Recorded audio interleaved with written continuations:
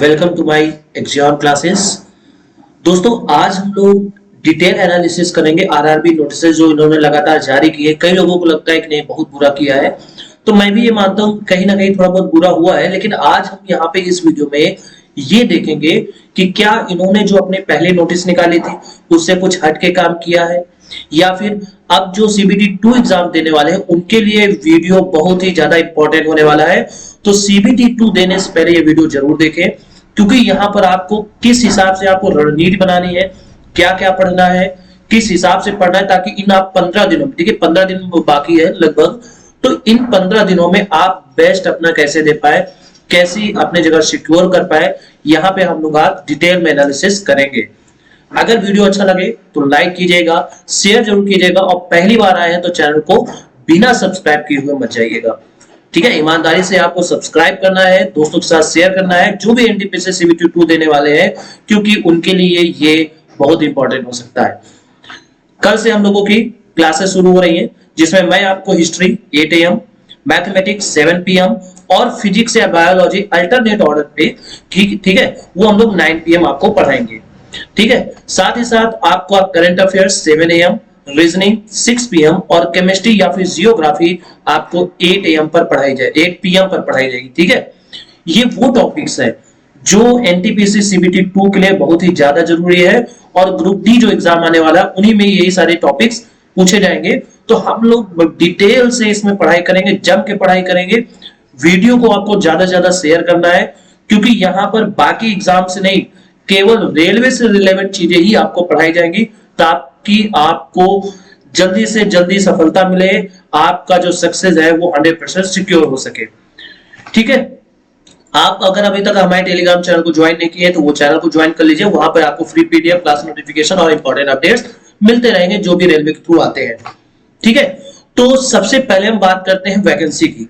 10+2 vacancy, मतलब ये कि यहां पर 10+2 का मतलब ये हुआ कि जो 12th लेवल से जो भी वैकेंसीज आई थी उनका क्या विवरण है। देखिए, इसमें सबसे पहले ये टाइपिंग के जो कुछ जिनको हम लेवल 2, देखिए इस बार जो आई है नोटिस या जो रिजल्ट आया है उसमें आपने देखा होगा कि लेवल 2, लेवल 3, लेवल 4 इस तरीके से पीडीएफ जारी की गई थी। उनमें कैंडिडेट्स के रोल नंबर लिखे थे जो जिस लेवल में क्वालिफाइड हुए। अब इस लेवल का मतलब क्या है, तो लेवल 2 के अंतर्गत आती हैं ये सारी वैकेंसीज। ठीक है, ट्रेन लिपिक, कनिष्ठ, ठीक है, ये सब चीजें, और सह टिकट लिपिक ये लेवल 3 में आता है। तो ये चीजें जो है ये 10+2 वाले बच्चों के लिए है।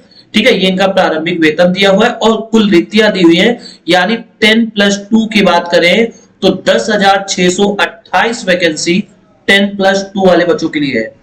क्लियर है, इनकी जो चिकित्सा मानक है, मतलब आपका जो मेडिकल होगा वो किस हिसाब से होगा, तो ये भी आपको ध्यान रखना है। C2, A3 एंड B2 ये है क्या, और इनमें किस हिसाब से मेडिकल लिया जाता है, ये हम लोग आगे देखेंगे, डिटेल एनालिसिस करने वाले हैं। अब आपको ये स्क्रीनशॉट ले लेना है। अगर आप 10+2 के स्टूडेंट एस्पिरेंट्स हैं तो आप इसका स्क्रीनशॉट ले लीजिए, क्योंकि जब मैं मेडिकल वाला टॉपिक बताऊंगा तो आपको अपने हिसाब से यहाँ पर देख लेना है। तो टोटल 10,628 वैकेंसी है 10+2 के लिए सीबीटी जो भी एनटीपीसी का एग्जाम होने वाला है। अगर हम बात करें ग्रेजुएशन लेवल की, ठीक है, 12+ लेवल में, तो यातायात सहायक, गुड्स गार्ड, ठीक है, सह टिकट लिपिक, और ये इस तरीके से कुछ टाइपिंग के दिए हुए हैं, यानी कह सकते हैं, समझिएगा, लेवल 2, ध्यान से समझिए, लेवल 2 एंड 3 ये आपका है 10+2 लेवल से, और जो लेवल यहां पे 4 to 6 है ये किसके लिए है, तो ये है 12+ के लिए, यानी ग्रेजुएशन लेवल का। ये बात आपको समझ में आ गई। तो ग्रेजुएशन लेवल में जो टोटल वैकेंसी है वो है 24,649 वैकेंसी, यानी लगभग 25,000 वैकेंसी इसमें है, और 10,000 वैकेंसी किसमें है, 10+2 में है। तो वैकेंसी से रिलेटेड आपका एकदम बिल्कुल क्लियर हो गया होगा कि हाँ ठीक है, 10,500 वैकेंसी 10+2 के लिए है, और 12+ के लिए कितनी वैकेंसी है, लगभग 25,000 वैकेंसी। क्लियर है। यहां पे अगर हम मानक की बात करें तो देखिए A2, B2 मतलब किस पद के लिए कौन सा मेडिकल चिकित्सा मानक होना चाहिए वो यहां पे दिया हुआ है। ठीक है, इसको भी आप स्क्रीनशॉट ले लीजिए, क्योंकि जब मैं वहां बताऊंगा तो आप वहां पर A2 B2 C2 जो भी यहाँ चिकित्सा मानक दिए हुए हैं उनको हम डिटेल में पढ़ेंगे। वीडियो बहुत इंपॉर्टेंट होने वाला है, पूरा देखिएगा, दोस्तों के साथ शेयर जरूर कीजिएगा। ठीक है, तो देखिए सबसे पहले अब यहाँ पे आते हैं जो मेडिकल है मानक मांग रहे वो।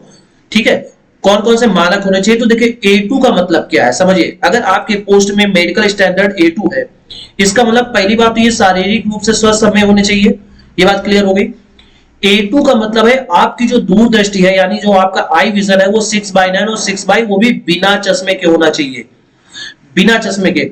बाकी अब आपका रंग दृश्यता यानी कलर ब्लाइंडनेस चेक की जाती है, और रात्रि दृश्यता, रात में आपको प्रॉपर सही से दिखता है कि नहीं, मायोपिया वगैरह तो नहीं है, इस तरीके से आपको यहाँ पे करना पड़ेगा। A3 का मतलब क्या है, शारीरिक रूप से स्वस्थ होने चाहिए। साथ ही साथ इसमें कहा गया है कि आपकी जो दूरदृष्टि है वो 6/9 होनी चाहिए, लेकिन यहाँ चश्मे के साथ भी हो सकता है, मतलब अगर आप आई ग्लास यूज करते हैं और फिर आपका 6/9 या 6/9 बनता है तो कोई दिक्कत नहीं है।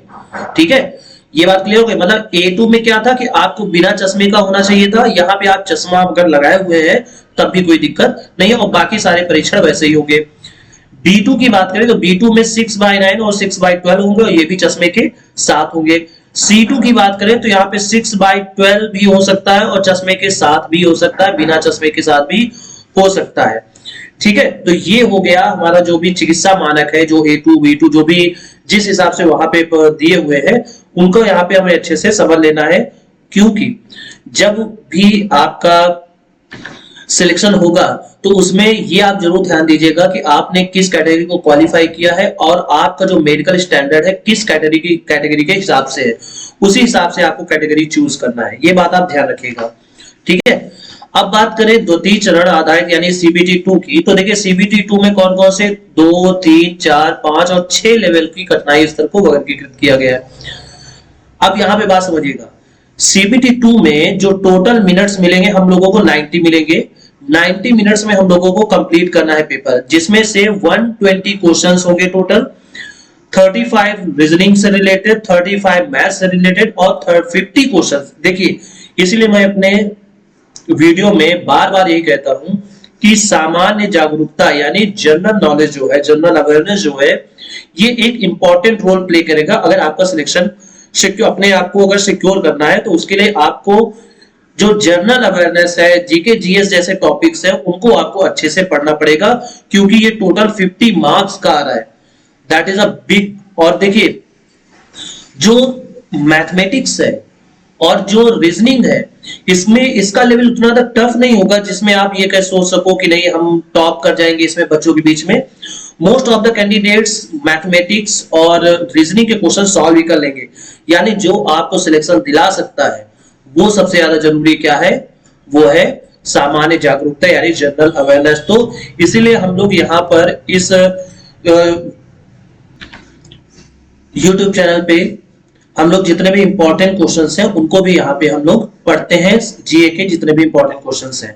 आई होप आपको ये पूरी डिटेल समझ में आ गई होगी कि 50 मार्क्स का ये है, 35 मार्क्स का है, ये 35 मार्क्स का है, टोटल 120 मार्क्स के टोटल 120 क्वेश्चंस हो जाते हैं।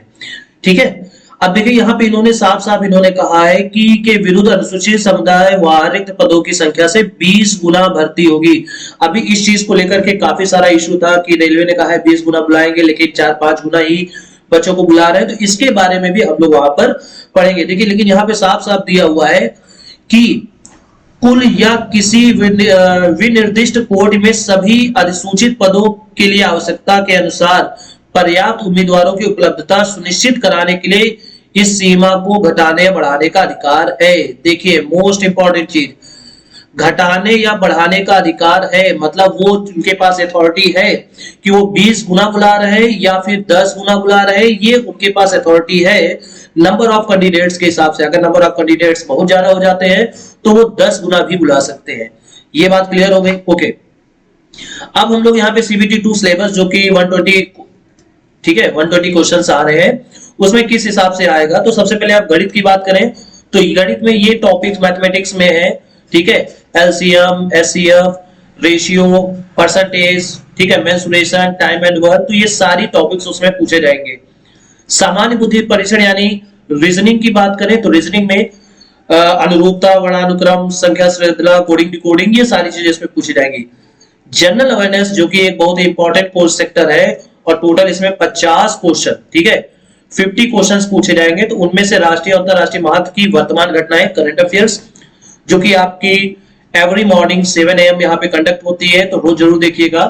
खेल क्रीड़ा से, यानी जो भी हमारे लेटेस्ट प्ले हुए हैं, कहने का मतलब कोई जैसे विंबलडन हो गया, क्रिकेट से रिलेटेड कोई न्यूज होगा वो भी, भारत की कला और संस्कृति से रिलेटेड, तो ये सारे टॉपिक्स यहाँ पे पूछे जाते हैं। और कौन कौन से टॉपिक्स हैं, तो भारत का इतिहास, स्वतंत्रता संग्राम, भारत और विश्व की भौतिक एवं सामाजिक अवस्थाएं, ये पूछी जाती है, ठीक है। कंप्यूटर से रिलेटेड पूछा जा सकता है आपसे, ठीक है, कंप्यूटर से रिलेटेड पूछा जा सकता है। लेकिन अब यहाँ पे इंपॉर्टेंट बात समझिएगा कि विभिन्न समुदायों में पात्रता के लिए अंकों का न्यूनतम 40%, ये किसमें था, ये CBT 1 में था कि कम से कम 40% अनारक्षित यानी जनरल कैटेगरी, अन्य पिछड़ा वर्ग जो है वो 30%, अनुसूचित जात 30%, अनुसूचित जनजात 25%, कम से कम इतना लाना जरूरी है, इसके बाद ही आपका सिलेक्शन होगा, ठीक है।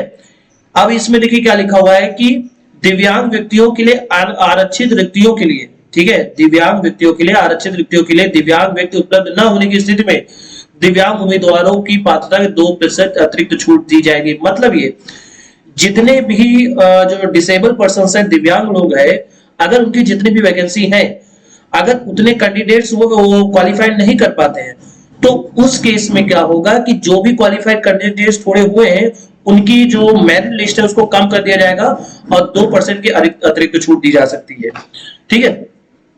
बात करते हैं extra exams for 10+2, most important, इसको मानिएगा, बहुत ही इंपॉर्टेंट सेक्टर है। कह रहे हैं कि जितने भी 10+2 कैंडिडेट्स हैं, जो कि किसमें आते हैं, लेवल 2 और लेवल 3 में, तो ठीक है, लेवल 4 में ये नहीं आएंगे, तो लेवल 2 और लेवल 3 में जितने भी लोग आ रहे हैं उनको तो प्रथम चरण CBT सबके लिए कॉमन देना है, लेकिन द्वितीय चरण CBT में जो ये वैकेंसीज है उनके लिए बाद में एक टाइपिंग टेस्ट भी रखा जाएगा, ठीक है, और स्तर 3 के लिए भी अलग से होगा, इनके लिए ये टाइपिंग टेस्ट नहीं होगा। लेवल 4 के लिए भी अलग से होगा, लेकिन यहाँ पे इनकी जो कंप्यूटर बेस्ड नॉलेज है उसको भी चेक किया जाएगा। क्लियर हो गई बात, ओके। तो लेवल, अब यहाँ पे जो 10-12+ है उनके लिए लेवल 5, लेवल 6 के लिए क्या है, तो CBT 1 सबके लिए वैसे ही है। CBT 2 में समझिएगा, स्तर 5 के लिए सभी के लिए समान, मतलब यहाँ पे ये जितनी भी वैकेंसीज है, ये जितनी भी वैकेंसीज है, इनके लिए अलग एग्जाम कंडक्ट होगा CBT 2 में। और लेवल 6 के लिए जिसमें आते हैं स्टेशन मास्टर वगैरह, इनके लिए अलग से CBT 2 एग्जाम क्लियर इसमें कराया जाएगा। अगर हम टाइपिंग टेस्ट की बात करें तो जितने भी टाइपिस्ट की जो वैकेंसीज हैं उनमें टाइपिंग टेस्ट कराया जाएगा, लेकिन ये कराया जाएगा CBT 2 के बाद। क्लियर हो गई बात, ओके। अब यहाँ पे जो इंपॉर्टेंट न्यूज है वो हम पढ़ने वाले हैं। देखिए इस चीज को समझिएगा, विविध में क्या लिखा हुआ है 19 पैरा में कि रेलवे भर्ती बोर्ड को किसी भी चरण में बिना कोई कारण बताए अतिरिक्त कंप्यूटर आधारित परीक्षा या दस्तावेज सत्यापन आयोजित करने का अधिकार है। जैसे देखिए अभी हाल ही में ग्रुप डी का एक बहुत बड़ा इशू सामने आया है। पहले ग्रुप डी में एक एग्जाम होता था और फिर फाइनल फिजिकल के लिए बुला लिया जाता था। इस बार क्या हुआ है, ग्रुप डी की एक नई नोटिस है जिसमें CBT 1 आपको देना है और फिर CBT 2 भी देना है। पहले ऐसा इसमें नहीं था। तो इसमें देखिए लिखा हुआ है, साफ साफ लिखा हुआ है कि बोर्ड, रेलवे भर्ती बोर्ड को किसी भी चरण में बिना कोई कारण बताए अतिरिक्त कंप्यूटर आधारित परीक्षा करने का अधिकार है। रेलवे भर्ती बोर्ड को बिना कोई कारण बताए इस अधिसूचना में अधिसूचित कोटियों में किसी भी कोटि में के लिए किसी भी चरण में भर्ती प्रक्रिया या उसके किसी भाग को रद्द करने का भी अधिकार है। तो ये चीज उन्होंने नोटिस में पहले ही बोल दी थी। देखिए आप कोई भी एग्जाम दीजिए तो पहले उस जॉब से रिलेटेड जो भी नोटिफिकेशन आई है उसको जरूर पढ़ा कीजिए, ताकि आपके दिमाग में कोई भी मिसकंसेप्शन ना रहे, आपके दिमाग में कोई भी भ्रम ना रहे। ठीक है, तो अभी जो ग्रुप डी में रेलवे वालों ने किया है ये ऑलरेडी नोटिस में मेंशन था, तो इस वजह से हम उनको कुछ नहीं कह सकते। ये बात समझ में आ गई बात। सो आई होप आपको ये सारी बातें क्लियर हो गई होंगी कि रेलवे ने जो भी नोटिस अभी निकाली है वो उन्होंने पहले से ही इस बारे में कह दिया था कि वो कोई भी अतिरिक्त परीक्षा भी करा सकते हैं, जैसा कि ग्रुप डी में इन्होंने नोटिस डाल दी है। बढ़ते हैं फर्स्ट अब नेक्स्ट टॉपिक पे। देखिए नंबर ऑफ कैंडिडेट CBT 2, इसको आप इंपॉर्टेंट मार्क कीजिएगा। ठीक है, इसको आप इंपॉर्टेंट इसलिए मार्क कीजिएगा, समझिएगा, इंपॉर्टेंट इसलिए मार्क कीजिएगा क्योंकि यहीं से आपका एक मोटिव समझ में आएगा कि हमें किस हिसाब से सीबीटी 2 की तैयारी इन 15 दिनों में करनी है। देखिए, अगर टोटल वैकेंसी की बात करें तो 35,000 वैकेंसी थी, जिसमें से अभी हमने बताया कि 10,500 लगभग वैकेंसी 10+2 के लिए है, और बाकी की जो 12+2 ग्रेजुएशन पोस्ट है वो लगभग कितनी थी, लगभग 26,500, ठीक है, 26,500 लगभग इतनी थी। अब इन्होंने क्या किया है, नंबर अलग अलग कैटेगरी की ओर डिवाइड कर दिया। क्या ये है इनके लेवल्स, ये है number of notified vacancy, number of candidates shortlisted और टाइम्स, कितने टाइम्स। तो यहाँ पे एक्चुअल ने ये रेलवे ने ये इसलिए निकाला है क्योंकि जनरली लोग ये क्वेश्चन रेज कर रहे थे कि रेलवे ने 20 टाइम्स कहा है बट उन्होंने 20 टाइम्स नहीं बुलाया है, तो इसलिए उन्होंने ये स्पेशली नोटिस निकाली थी। देखिए, लेवल 2 जो कि 10+2 है, इसमें टोटल 5,000 समथिंग वैकेंसी है और 1 लाख स्टूडेंट्स को शॉर्ट लिस्ट किया गया है। लेवल 3 में भी देखिए इस तरीके से लिस्ट किया गया है, लेवल 4, लेवल 5, लेवल 6। अगर आप ध्यान से यहां देखिए तो लेवल 5 में वैकेंसी ज्यादा है, लेवल 5 में वैकेंसी ज्यादा है, ठीक है। तो यहां पर हमें लेवल 5 की कोशिश ज्यादा करनी चाहिए। लेवल 5 की जो भी सीबीटी 2 होगा वो अलग से होगा, लेवल 6 का सीबीटी अलग से होगा। तो आपके दिमाग में ये बात आई होगी कि क्या इतने सारे सीबीटी होंगे, सीबीटी 2 होंगे, तो किस हिसाब से कितने दिन में कंडक्ट कराएंगे, तो उसके लिए भी रेलवे ने नोटिस जारी कर दी है। तो हालांकि यहाँ पे टोटल वैकेंसी इतनी थी और टोटल 7 लाख कैंडिडेट्स को यहां पर बुलाया गया है, जो कि 19.99 टाइम्स है, जैसा कि रेलवे ने कहा था कि हम लगभग 20 टाइम्स स्टूडेंट्स को बुलाएंगे, ठीक है। वो बात अलग है कि यहां पर एक ही कैंडिडेट्स को 4-5 लेवल में यहां पे रख दिया क्योंकि उन्होंने अलग अलग इसको क्वालिफाइड किया है, ठीक है। अब यहां पे समझिए जो इन्होंने लेटेस्ट नोटिस निकाले, इसको आप बहुत ध्यान से समझिएगा, बहुत ही इसको मोस्ट इंपॉर्टेंट, इसको अच्छे से ध्यान से समझिए। जो इन्होंने सीबीटी 2 रिलेटेड नोटिस अभी निकाली है, कल ही निकाली है, उसमें क्या इन्होंने कहा है इसको हम यहाँ पे समझेंगे। तो क्या कहा है समझिए, लिखा है the second stage CBT 2 will be held from 15 February to 19 February. मतलब ये 15 फरवरी से लेके 19 फरवरी के बीच में ये एग्जाम्स को कंडक्ट कराएंगे। टोटल कितने दिन हो जाते हैं, 5 दिन, ठीक है। 15, 16, 17, 18, 19, टोटल 5 डेज हो जाते हैं। अच्छा, लेवल 2 से लेवल 6 की बात करें तो level 2, level 3, level 4, level 5, level 6, यानी टोटल यहां भी क्या है, 5। तो इसका मतलब ये हुआ ये हर एक दिन अलग अलग लेवल की परीक्षा कराने वाले हैं। सबसे बड़ी बात क्या कहा गया है कि the roll number of CBT 2 will B same that of CBT 1। मतलब जो सीबीटी 1 में आपका रोल नंबर था वही सीबीटी 2 में रहेगा, रोल नंबर में कोई भी परिवर्तन नहीं होगा।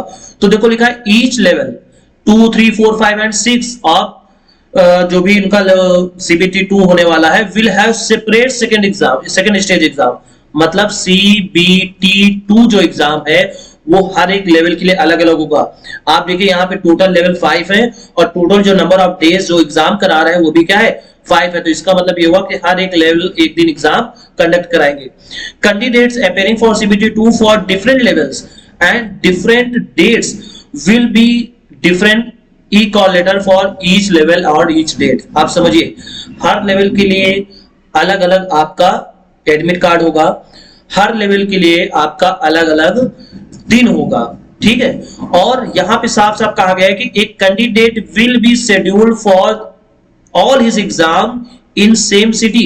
मतलब आपका एग्जाम सिटी सेम होने वाला है बट द एग्जाम सेंटर में वेरी, लेकिन आप एग्जाम सेंटर वेरी कर सकते हैं। मतलब सपोज दैट आप एग्जाम कानपुर में है तो रहेगा कानपुर में ही, आपके सारे एग्जाम्स कानपुर में ही होंगे, लेकिन जरूरी नहीं है कि आपने जिस सेंटर में लेवल 2 दिया है उसी सेंटर में आप बाकी लेवल्स देंगे। सेंटर्स वेरी कर सकते हैं, ठीक है। ये इन पे डिपेंड करता है कि ये सेंटर कहां रखते हैं। हर एक दिन आपका अलग अलग एग्जाम होगा, यानी टोटल ये एग्जाम आपका 5 दिन चलने वाला है। कोई भी कैंडिडेट जिसने जितने लेवल में क्वालिफाई किया है उतने लेवल में उसको यहाँ पे एग्जाम्स उतने दिन देने पड़ेंगे। For the candidates who is scheduled for CBT 2 exams, क्या कहा गया है कि 3 फरवरी से सबको यहाँ पे जो भी पासिंग है वो प्रोवाइड करा दिए जाएंगे। तो रेलवे ने यहाँ पे साफ साफ कह दिया है कि 3 फरवरी से सबको जो पास है, रेलवे पास सबको इशू किया जाएगा। किसको, एससी और एसटी कैंडिडेट्स को, ठीक है। आगे यहाँ पे जो डिटेल्स दी हुई हैं ये सब नॉर्मल डिटेल्स है, मतलब आप जब सेंटर पे जाएंगे तो आपका बायोमेट्रिक होगा, उसी आधार पे आपको बिठाया जाएगा। यहाँ पे जो सबसे मोस्ट इंपॉर्टेंट बात ये थी कि हर एक लेवल का अलग एग्जाम होगा, अलग डे पे, मतलब जो ईच लेवल है, each level have different exam. क्या होगा? डिफरेंट एग्जाम होगा, डिफरेंट डे पर होगा, सेम सिटी होगी बट यहाँ पे सेंटर्स अलग अलग हो सकते हैं। तो यानी आपको टोटल 5 दिन लगातार एग्जाम्स देना है। तो इन 15 दिनों में आपको जम के तैयारी करनी है। इस चैनल पे आके इसको सब्सक्राइब करना है, दोस्तों के साथ शेयर करना है, क्योंकि यहां पर आपको एनटीपीसी सीबीटी 2 और ग्रुप डी से रिलेटेड ही कंटेंट मिलेगा, ऐसे कंटेंट जो ज्यादातर एग्जाम्स में पूछे जाते हैं। ठीक है, ये बात क्लियर हो गई। So thanks for watching. अगर अभी तक आपने टेलीग्राम चैनल को ज्वाइन नहीं किया है तो टेलीग्राम चैनल को ज्वाइन कर लीजिए, वहां पे आपको फ्री पीडीएफ, क्लास नोटिफिकेशन और इंपॉर्टेंट अपडेट्स मिलेंगे। यूट्यूब चैनल पे भी आपको बहुत कुछ मिलेगा। कीप इन टच, वीडियो को शेयर करते रहिए, चैनल को सब्सक्राइब जरूर कीजिए। ये हमारा ऑफिशियल वेबसाइट है, ठीक है, यहां पर भी जाके आप चेक कर सकते हैं, जहां पे आपको जॉब रिलेटेड नोटिफिकेशन मिलती है। सो मिलते हैं नेक्स्ट वीडियो पे, बने रहिएगा चैनल के साथ, क्योंकि यही आपको सफलता दिलाने में हेल्प कर सकता है। Thank you.